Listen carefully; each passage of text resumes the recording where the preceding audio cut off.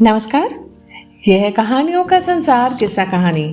किस्सा कहानी में आज फिर से मैं हूँ भारती कुमारी और आप सबके लिए लेकर आई हूँ केशव प्रसाद मिश्र का लिखा हुआ उपन्यास कोहबर की शर्त का 24वां भाग।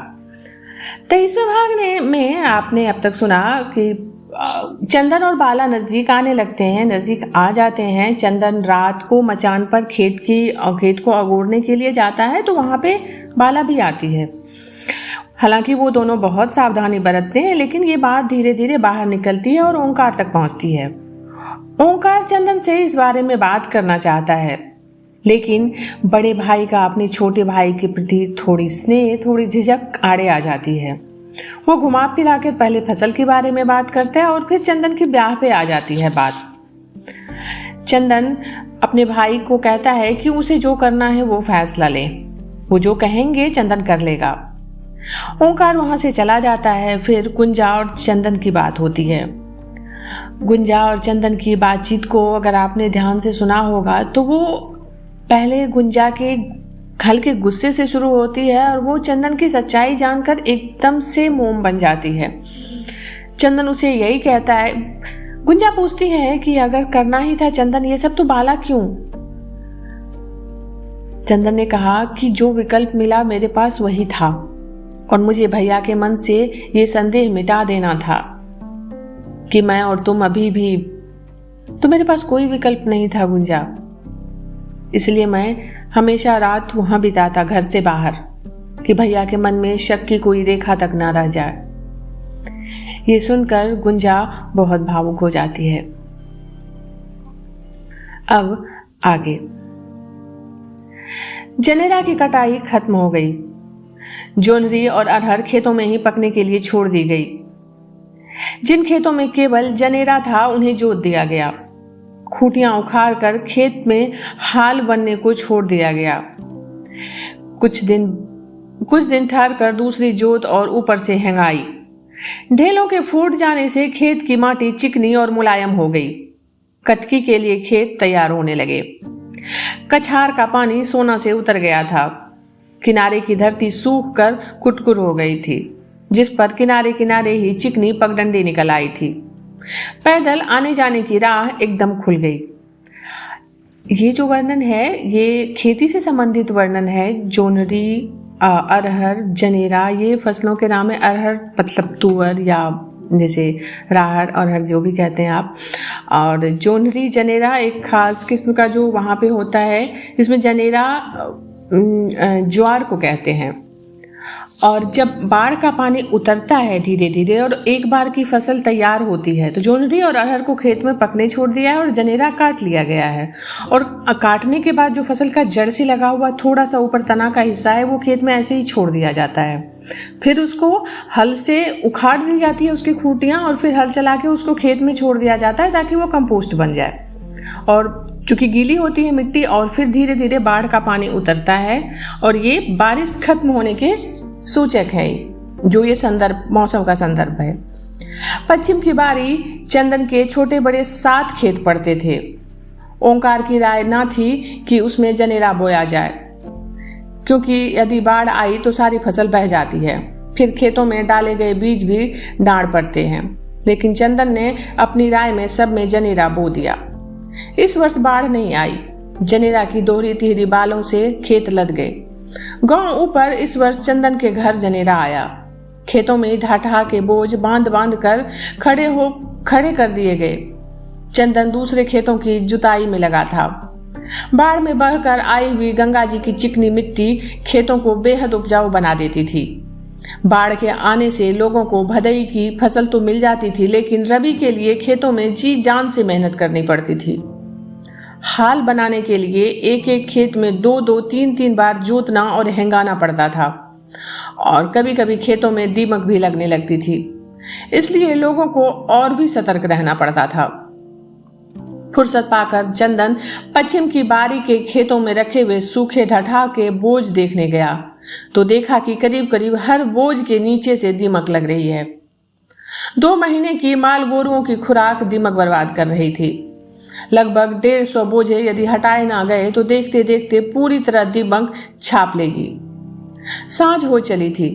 चंदन बोझ ढुआने के लिए गांव में आदमी ढूंढने निकला। गांव के सारे बनिहार खेतों की जुताई में लगे थे। चंदन ने ओंकार से कहा। ओंकार चंदन को लेकर स्वयं ही खेत से बोझ ले आने लगा। पश्चिम की बारी में आया तो बाला का बाप पचीसा अपनी पलानी के आगे बैठकर जनेरा का टटका लावा खा रहा था। आगे आगे ओंकार, पीछे पीछे चंदन, दोनों सिरों पर गमछा का फेंटा। बैठे बैठे पचीसा ने पूछा, कहाँ चले राम लक्ष्मण? चंदन ने भाई के पहले ही उत्तर दिया, जहां जाते हैं वहां चलोगे? पचीसा को कब पूछे हो जो उसने इनकार किया है? ऐसी बातें क्यों कहते हो चंदन? तो चलो खेत में, जनेरा के बोझों में दीमक लग रही है, भैया के देह में पीड़ा है, गांव में बनिहार मिले नहीं तो खेत के सारे बोझों को द्वार पर आज टलिया देना है। अंगूठी की गांठ बांधते हुए पचीसा बोला, बस चलो, चलता हूं। चंदन की बोली सुनकर बाला और उसकी मां पलानी से बाहर निकल आई थी। पचीसा ने अपनी मेहरारू को ओर देखकर कहा, सुनती है रे?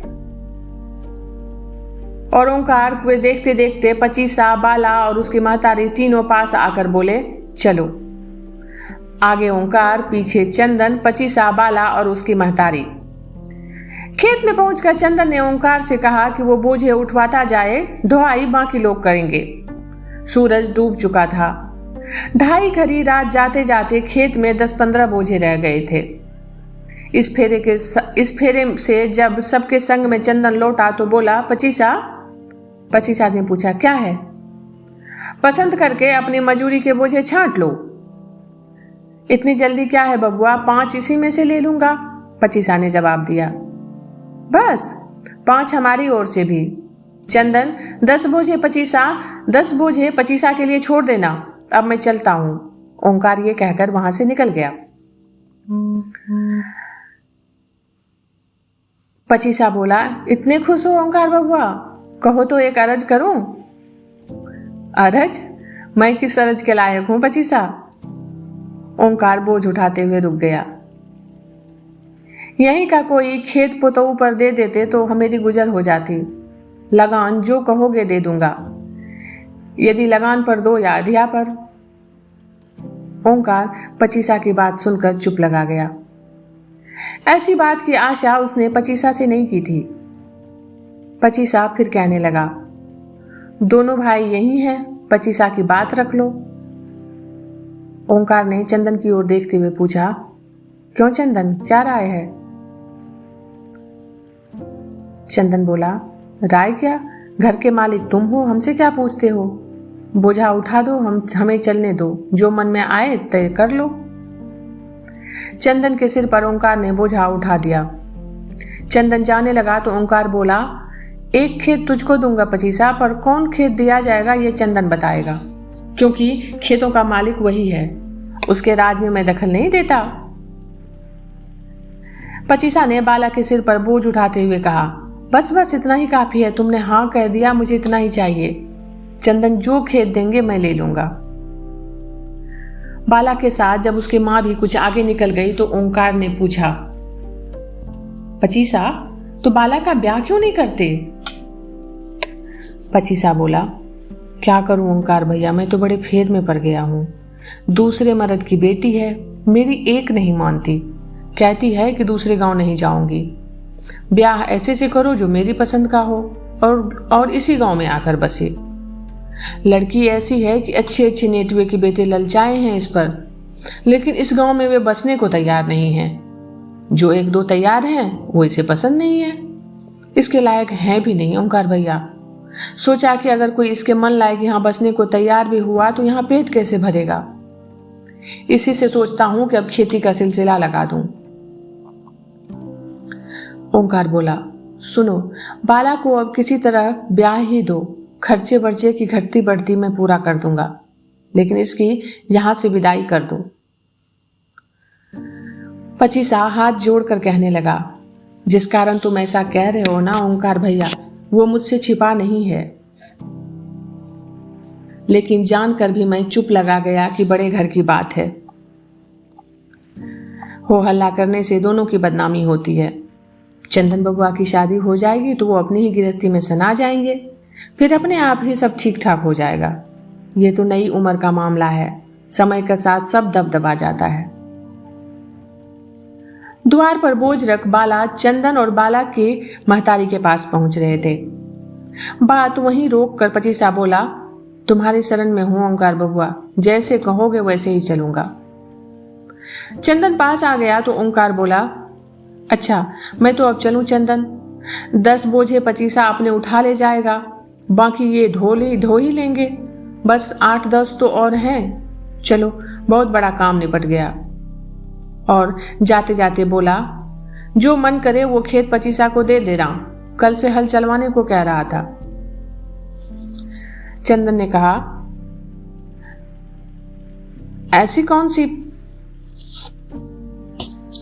चंदन ने कहा, ऐसी कौन सी साइट बीत रही है, कल द्वार पर पचीसा को बुलवा लो, ठिकाने से बैठकर लगान तय करके खेत देंगे, कोई लड़कों का खिलवाड़ थोड़ी ना है। ये सुनकर पचीसा ठठाकर हंस पड़ा। बाला की महतारी बोली, बाप रे, ये तो भाई को बुद्धि सिखाते हैं, देखने में ही बस छोटी उम्र के लगते हैं चंदन बबुआ। ओंकार मुस्कुराते हुए बोला, इतना जो अनाज देखती हो ना बाला की महतारी, सब इसी चंदन के कारण है, मैं तो कुछ जानता ही नहीं। घर की इज्जत आबरू सब इसी के कारण मिली है, मुझसे 5 जौ आगे है, घर का असली मलकार तो यही है। इसकी इच्छा के आगे मैं नहीं बोलता, होगा वही जो ये चाहेगा। तो पचीसा कल सवेरे द्वार पर आ जाना। ओंकार घर चला गया। बाला की महतारी और पचीसा के सिर पर चंदन बोझे उठवाने लगा। चंदन ने बोझे गिने तो अभी 12 बचे थे। 4 फेरे की ढुआई। इतनी देर में बाला से चंदन एक बार भी नहीं बोला। बाला भीतर ही भीतर कसमसा कर रह जाती थी। महतारी बाप बोझे ढोते समय कभी आगे पीछे हो जाते तो बाला चंदन की पास सरक जाती, बगल में चलने लगती, लेकिन चंदन कुछ ना बोलता। बाला मौका ढूंढ रही थी। चंदन ने बाला की महतारी के सिर पर बोझा उठाया, फिर पचीसा के सिर पर। दोनों बोझे लेकर आगे बढ़े तो वो बाला के सिर पर उठवाने चला। बाला पहले से ही अपने सिर पर ले जाने के लिए बोझा छुपकर पीछे पीछे डगरा रही थी। चंदन ने बाला की मदद से बोझ सिर पर उठवाया।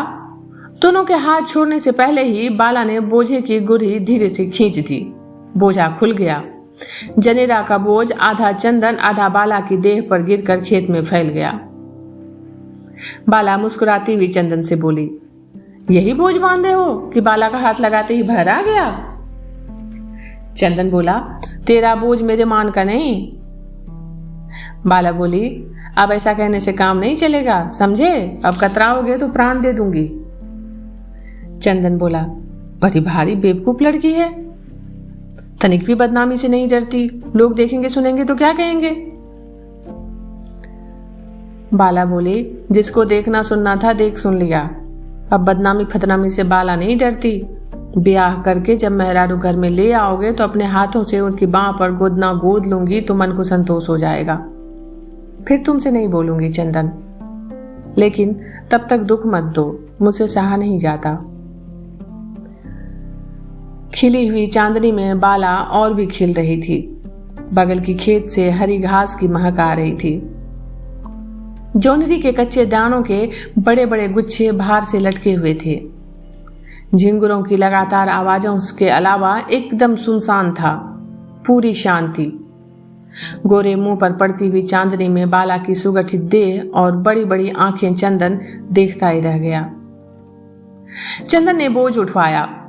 बाएं हाथ से सिर पर बोझ साध दाहिने हाथ से आगे को फुफ्ती पकड़ बाला दुल की चाल से चंदन के द्वार की ओर चली। चंदन ताकता रह गया। आंखों की ओट हो गई तो उसने एक बंधे हुए बोझ पर बैठकर सोनेपन को भेंदने वाली झिंगुरों की आवाज पर कान लगाकर ना जाने कहां पहुंच गया। पचीसा अपनी औरत के साथ पलटा तो चंदन ने कहा, अब कहो तो द्वार पर चलूं पचीसा, एक फेरे की बात और है, आपस में उठवा के पहुंचा देना। पचीसा बोला, हाँ हाँ जाओ, अब तो बोझे लगभग चुक ही गए। चंदन द्वार पर पहुंचा तो ओंकार घर से खाना खाकर बहुत पहले ही लौट आया था। सामने की पकवा इनार पर सांझ को नहाने वालों की भीड़ छट गई थी। बैल खा पीकर चरण से हटकर परती में बैठ पगुरी कर रहे थे। लगभग 2:30 घड़ी रात बीत चुकी थी। ओंकार चबूतरे पर नीम की पेड़ के नीचे चौकी पर बैठा हुआ था। ओंकार ने चंदन को देखते हुए कहा, नहाना मत चंदन, गरम सरद हो जाएगा। चंदन बोला, सारी देह चुनचुना रही है भैया, बिना नहाए नींद कैसे आएगी। ओंकार ने बहुत प्यार से कहा, थोड़ा सुस्ता लो, तुम्हारी राह देखते देखते बिना खाए ही रामू सो गया है। लगभग आधे घंटे बाद नहा धोकर चंदन घर पहुंचा तो देखे चूल्हे से थोड़ा सा हटकर दीवार से पीठ टेके प्रतीक्षा में गुंजा बैठी है। चंदन को देखते ही गुंजा बोली, बड़ी देर कर दी। हाँ, आज बोझा ढोना धोने का सोचा था निपटा के ही चलूं। गुंजा ने पूछा, सुना बाला का परिवार जुटा था, देवरानी से क्या बातचीत हुई। चंदन गुंजा का मुंह ताकने लगा। बिना कुछ बोले क्षण भर वैसे ही खड़ा रहा तो चूल्हे के पास बैठती हुई गुंजा ने चंदन को बगल में बैठने के लिए पीढ़ी सरका दिया और बोली, बैठो। और चूल्हे में लकड़ी डाल उसे फूंक मार सुलगाने लगी। आग जब लहक गई तो तवा रखती हुई बोली, क्या हुआ, आज इतने चुप क्यों हो। चंदन बोला, चंदन की जिंदगी में चुप्पी के अलावा और कुछ नहीं है गुंजा, भूख लगी है, रोटी दो। गुंजा रोटी सेकने लगी और चंदन चुपचाप खाने लगा। उपन्यास का ये भाग आज यहीं तक।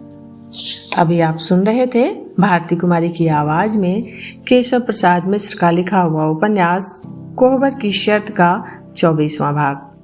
जल्दी ही मिलती हूँ अगले भाग के साथ, तब तक आप सब जुड़े रहिए किस्सा कहानी से।